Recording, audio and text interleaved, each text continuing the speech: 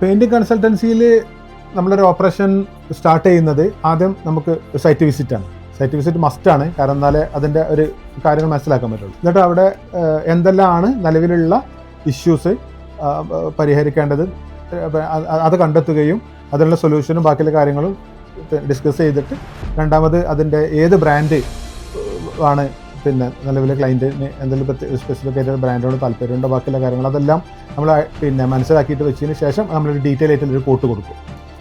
അത് സാധാരണ ചെയ്യൽ ഒരു 3-4 കാറ്റഗറിയിലുള്ള റേഞ്ചിലുള്ള സാധനം കൊടുക്കും. അവർക്ക് വേണമെങ്കിൽ ഫണ്ടിനനുസരിച്ച് അത് സെലക്ട് ചെയ്യാം. കാരണം ഇപ്രാവശ്യം കുറച്ച് ബഡ്ജറ്റ് കുറവാണ്, കുറഞ്ഞത് മതി, അല്ലെങ്കിൽ ഇപ്രാവശ്യം ഒന്നുകൂടി ഉഷാറാക്കി ചെയ്യണം. അങ്ങനെ പിന്നെ അത് കൺഫേം ചെയ്തതിന് ശേഷം പിന്നെ വർക്കിലേക്ക് സ്റ്റാർട്ട് ചെയ്യുന്നതിന് മുമ്പ് തന്നെ എന്ന് സ്റ്റാർട്ട് ചെയ്യും, എന്നത് നിർത്തും, ഫിനിഷ് ചെയ്യും എന്നുള്ള എത്ര സമയം എടുക്കും എന്നുള്ളതും അത് ക്ലയൻറ്റിൻ്റെ ഭാഗത്തു നിന്ന് എന്തെല്ലാം കാര്യങ്ങളാണ് അവർ ചെയ്യേണ്ടതെന്നുള്ളതും ഒക്കെ നമ്മൾ ക്ലിയർ ആക്കി വെക്കും.